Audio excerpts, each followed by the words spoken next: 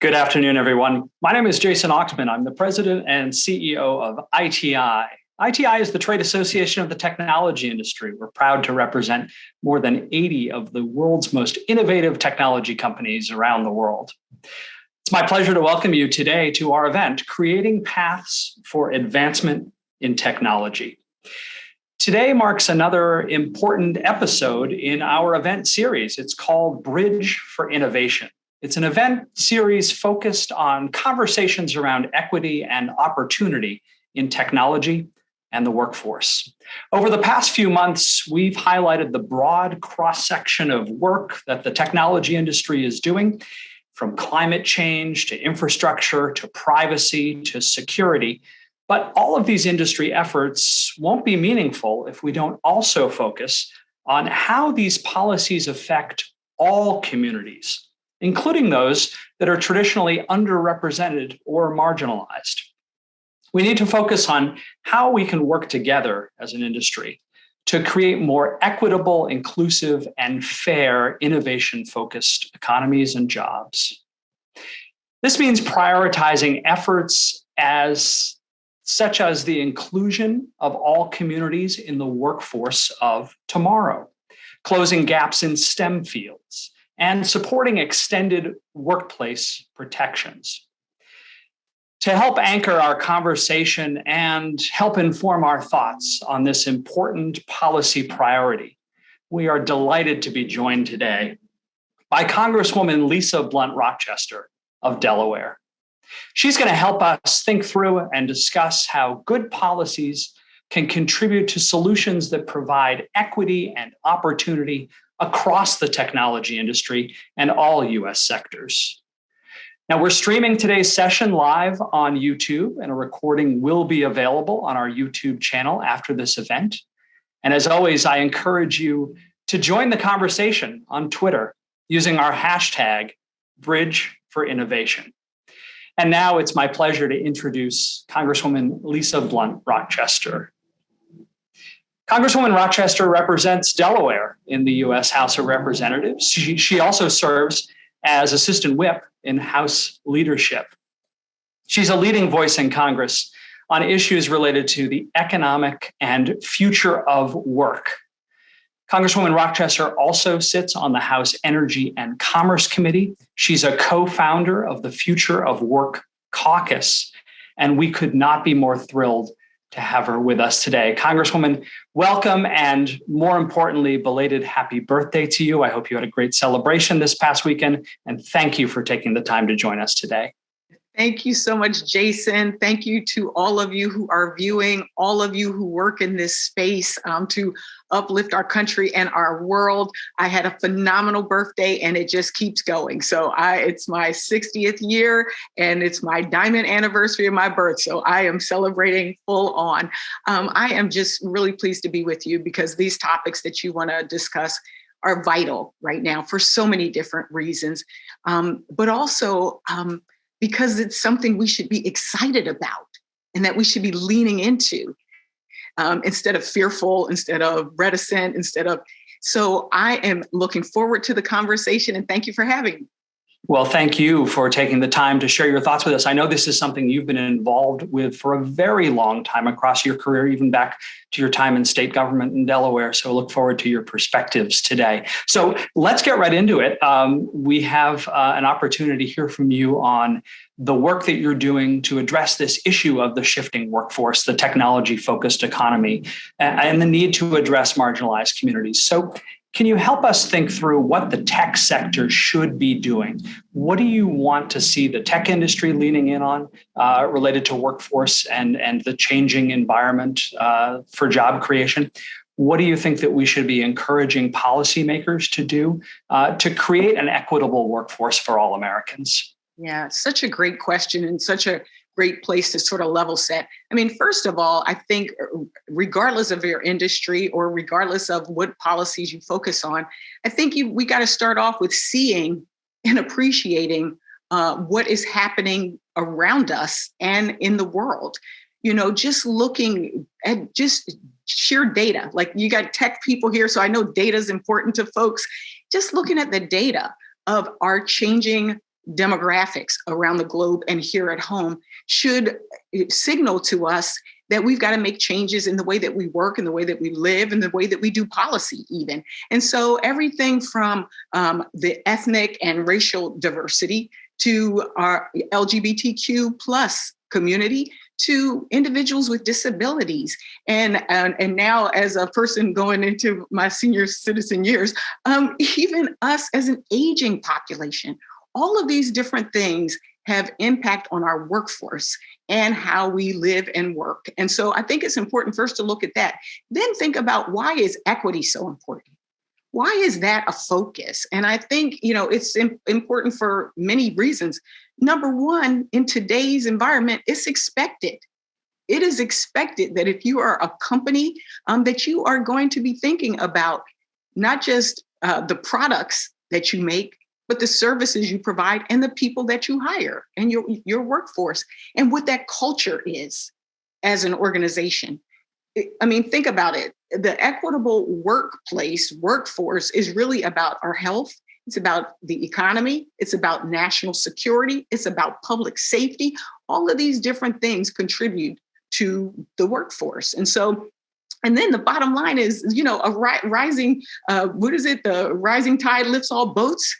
When we do better as in this space, we lift all boats, and that helps our economy and your bottom line as well. So I think, the things that can be done is paying attention to who you hire, how you hire them, the recruitment, the retention.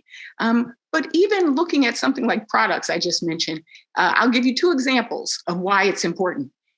I remember years ago, there was a lot of conversation about facial recognition and how there was actually an incident in an airport where a Black man was identified, taken into custody because of the really flawed facial recognition system.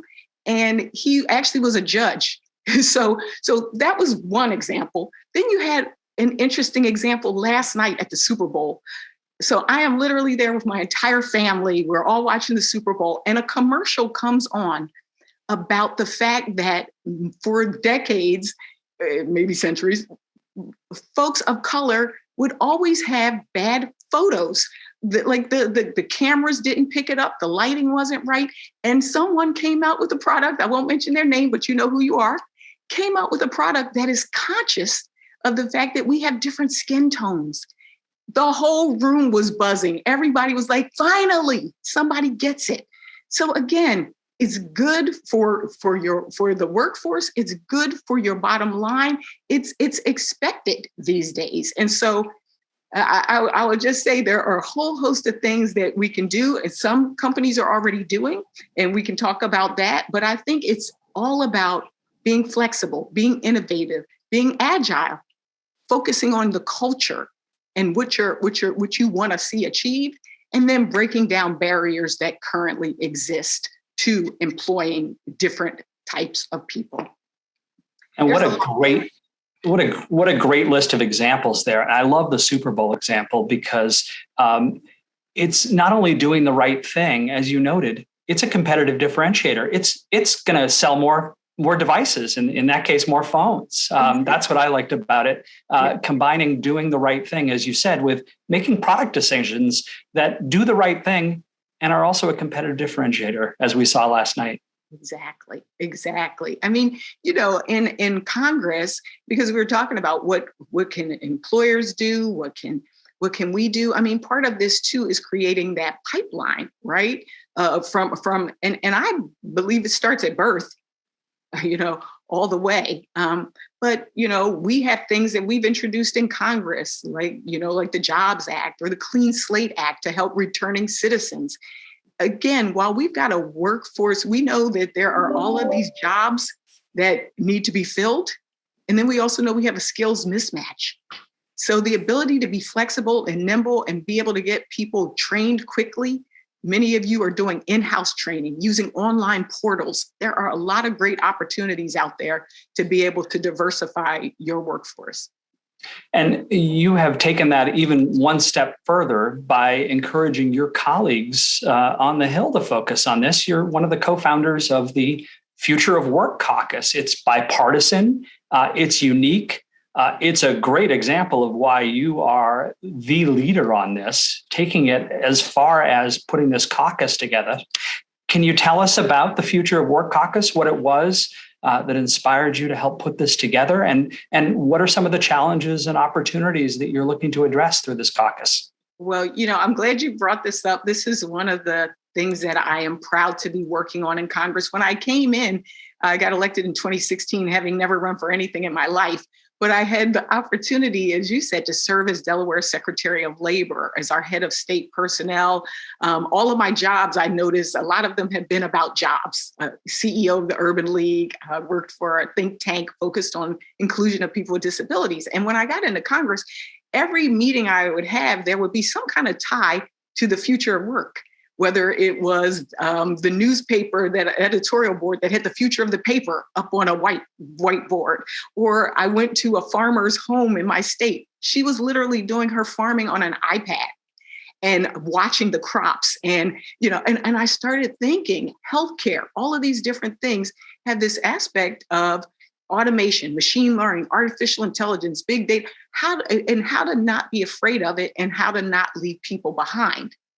Because that's a big issue too, particularly people of color who, if you're a bus driver or a truck driver, you could get left behind if we go full force. But it also creates new opportunities and new jobs. And to me, this is an issue as a country we can't face as a Democrat or as a Republican or as an independent. This is something we have to tackle together. And so that's why I was inspired to create a caucus, bipartisan Future Work Caucus. And part of it is to educate members of Congress about issues. I mean, many of which we never make the connections, but they're connected. And so that was one, education. Second is to create kind of a clearinghouse so that people know what bills are related to the future of work across Congress. And third, to create a space where we could have real policy discussions in a safe space. And so we've been able to touch on all kinds of things, everything from, future work in rural America to dealing with displaced workers. Our goal is to have a vision for our country and be able to do it together. What a terrific initiative. And we look forward at ITI to helping support the work of the caucus. And you mentioned that this is not a new focus for you. This is something that you had the opportunity to focus on at the state level as well. And I wanted to ask you a little bit more about some of your time as Secretary of Labor. I should note, the first African-American woman to serve in that role in Delaware.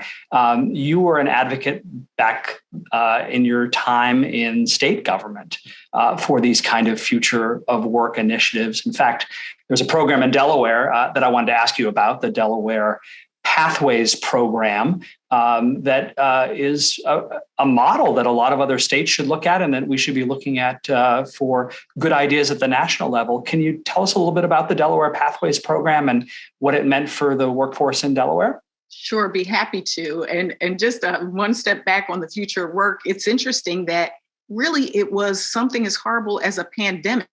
The COVID-19 pandemic pushed the future of work, distance learning, telehealth, telework, all of those different things. And so that's why it's so vitally important.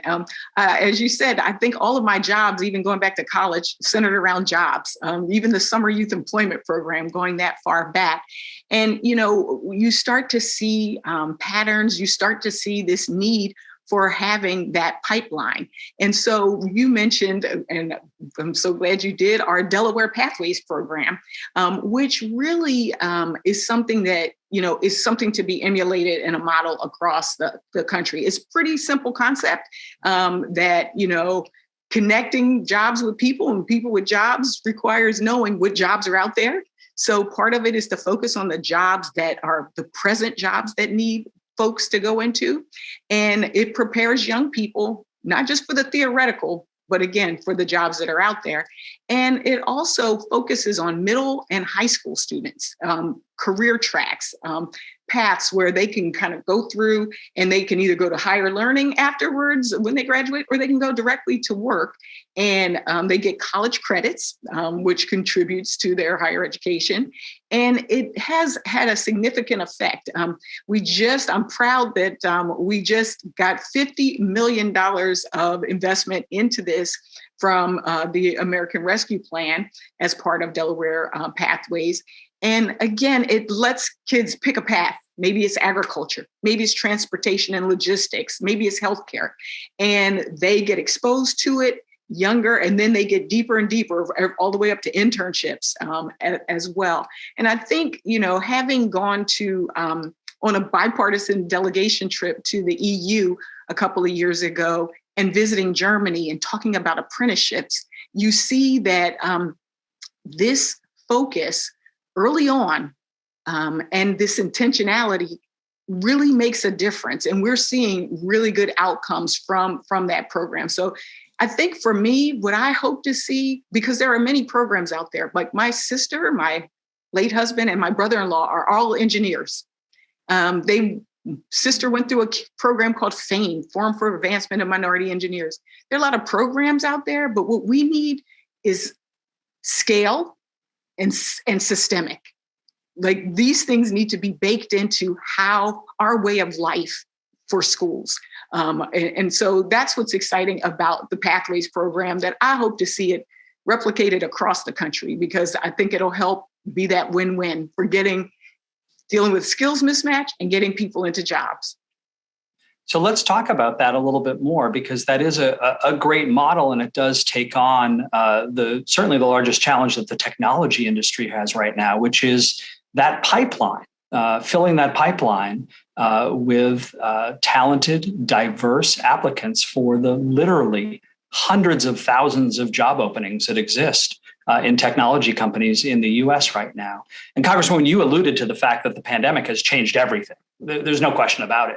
In the workplace, we need people with different skills, because the technology industry has changed, as we've all changed the way we work and live and learn. So you mentioned pipeline in your opening remarks. So I know this is something you think about constantly. How do we develop the sustainable, equitable talent pipeline for the American workforce? Can you tell us a little bit more about what we should be thinking about there?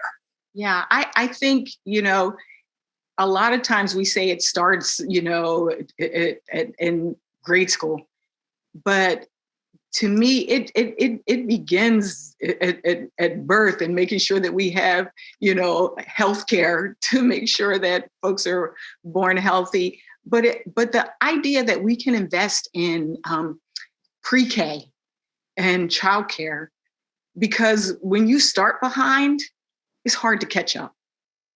And so I think that all of us should be thinking of this as not a social issue. This is also an economic issue. This is also a health issue. This is also an equity issue, to make sure that all of our kids are able to start off strong. So I think of that pipeline starting way early. And I think of that pipeline going all the way through, making sure that our education system meets the challenges of today. I remember visiting a manufacturing plant in Delaware, advanced manufacturing, and they said, look at this place, look how spotless it is, look how different it is. People's perceptions are old school. He said, this is the new. But when we look in our schools and in our classrooms, we look like it's still a little house on the prairie in some places. And so for us to be thinking about the investment in our schools and in our young people, to me, is a big part of the pipeline. Then we have schools like our HBCUs, our historically Black colleges and universities, and our minority serving institutions that are also great pipelines and places for employers to actually find incredible talent. Again, looking in the places that you might not have looked before. The same is true with returning citizens. I have a bill called Clean Slate. And it's, again, I call it my strange bedfellows bill, because it is bipartisan, Democrat, Republican, House bill, Senate bill, and we're now doing it around the country. But it helps those individuals who are returning from prison. Maybe they had a nonviolent offense and they've served their time. Well, 9 out of 10 employers require background checks. That cuts people right off. There's a barrier right there in the beginning. And then working with our community colleges, I actually worked with our local community college to say, maybe we start those short-term degrees and programs inside the prison. So again, looking creatively at where are people, meeting them where they are, and then trying to make sure that we scale up and make systemic changes so that that pipeline is available. And lastly, I'll just mention, again, whether it's individuals with disabilities or our seniors, there are a lot of people that are looking for job opportunities and have special skills and abilities. And we need to be thinking about that. They called it, when the pandemic hit, we saw so many people leave the workforce, even a She Session where 4 million women left the workforce and only 2 million came back because of barriers and challenges. And so again, us thinking about this from all of those different perspectives widens that pipeline. I'm not big at, I don't know all the technicalities of 5G and all that stuff, but I know the bigger the pipeline, the more stuff we can get through it. So let's get more people out here to work. Wow, that's important to think about all those communities that are ready, willing, and eager to enter the workforce. And one thing I know you've also focused a lot on is non-traditional paths to getting there. You mentioned apprenticeship programs earlier, and some of what you've seen in looking into these programs around the world. I think we used to have the idea that there was a pathway and it was a 4-year degree and then graduate school. And if you don't have a PhD, you're not going to get this job. But it sounds like from your extensive work on all of these programs that looking at training efforts, education around technical training, on-the-job training, you have focused on that a lot, I know, and it sounds like we should be thinking more about that as well. I love it. I mean, you're singing my tune. One of the bills I've mentioned briefly that I'm a co-lead on is the Jobs Act. And part of that is to allow for short-term Pell Grants. Instead of the Pell Grants for the 4-year college degree, we should be able to get people, again, back to that being rapid response, being agile and nimble. That's important. And then we also have the America Competes Act, which I am so excited about. If you're not following this, this is the companion to the Senate's version called USICA, our bill. I've got provisions in with a couple of my colleagues, bipartisan, on supply chain in the America Competes Act, but there's also a focus on research and development. And again, as a country, if we're going to be able to compete, we need to be premier in research and development, and we need to be providing opportunities for diverse researchers. It goes back to that example I gave even about the technology. Who's developing the technology? Who's asking the questions? That's equally as important.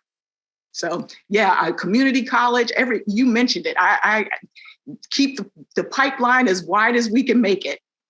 And while we're doing that pipeline expansion, Congresswoman, we are in Black History Month, and I know you have included an important focus on diversity, equity, and inclusion in all of this work that you've been talking about today.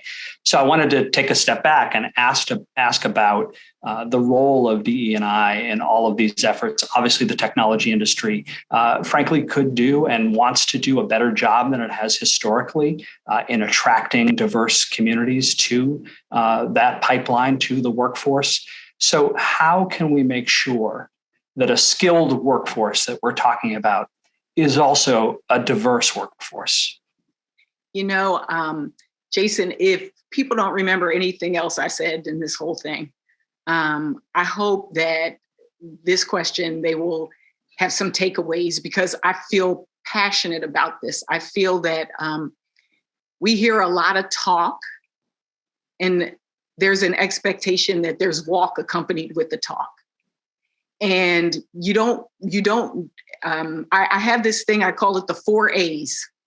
And it's awareness, acknowledgement, action, and accountability. I think back to the beginning of the murder of George Floyd, and there was such an outcry. There was so much attention on dealing with issues of race, of our culture, who we are. And there was a level of awareness. So first there has to be, you got to see it. You got to open your eyes and see it. Secondly, you have to acknowledge it. And it was one thing when some people would see it, but say, well, that's not what that is. No, that was what that was. And the same is true in our businesses and in our offices and in our companies. And we have to acknowledge where we need to grow, where there is a challenge. Then there has to be action. If you are now aware and then you don't act on it, you've hurt me doubly. You are, now you're saying you know, and you're not doing anything about it. So now I'm double offended. I'm double hurt. So imagine individuals that are working with you or for you. Think about that. And the last is accountability. If we mean what we say, then we need to measure it. We need to have goals. We need to know that we actually are seeing a difference. And that can be everything from quantitative to qualitative. I was just, before I got on, I was looking at Maya Angelou, the famous writer, poet, humanitarian. She had a quote that said, people will forget what you said. They will forget what you did. But what they will not forget is how you made them feel. You could put values up on a wall, you could paint the whole wall, the whole room with them. But if people don't feel wanted, if people don't feel respected or valued, they feel it. And sometimes it is a hard place to be. And even as a country right now, a lot of people feel this moment is so horrible. And it is because of a pandemic and all these challenges. But as somebody who's trapped up in the gallery on January 6th during that insurrection, I can tell you that in that moment, I had to believe that I could recommit myself to this country. And that means recommitting to each other as well, across party lines, across demographics, we are stronger together. The African proverb says, sticks in a bundle are unbreakable. If you separate us out, you can break us. But when we come together, we're unbreakable. So I hope that you felt my heart in this, you felt my head in this, and know that if we're going to do these things, we got to do it together. The sky's the limit. The sky's the limit. We just need to do it together. Inspirational words, Congresswoman. It's a more emotional conversation than I imagined us having on policy matters. But you have taken this to a level that is both inspirational and emotional, and I appreciate your doing that. And I wish we had more time to talk together because you are an inspiration. And I want you to know that you have the commitment of ITI and the technology industry to take what you said to heart and to help support your efforts, because these issues are more than just about people. They're about people's lives. Yes. And I appreciate the way you framed it and the way you've helped us to advance these important issues. You've given us some great legislative proposals as well, because it's good to talk about these things. It's better to help move them forward. So we look forward to supporting your efforts in the caucus, on the legislation that you're working on in a bipartisan manner. And you have the commitment of the industry that will continue to inspire you with product decisions like we did last night. I just want to express on behalf of ITI and our member companies how much I appreciate your thoughtful words, your participation, your leadership on these important issues, and most importantly, your time today. Thank you so much, and happy Valentine's Day. It's all about love. All of this is about love. Thanks, Jason. Thank you. Happy Valentine's Day to you too. Happy birthday again. And our thanks to you for this critical conversation, and look forward to, as you said, having you come back and join us for part 2. And thanks to all of you who joined us for this conversation today. Our next event in this ongoing Bridge for Innovation series will focus on cybersecurity and privacy issues. Stay tuned. You'll be hearing more on that from us soon. In the meantime, please take the time to visit us online at bridgeforinnovation.org to learn more about this important program and the leadership that the technology industry is showing on all of these important policy matters. On behalf of ITI and our member companies, I'm Jason Oxman. It's been my pleasure to be with you today for this conversation with Congresswoman Lisa Blunt Rochester, and I look forward to seeing you again soon.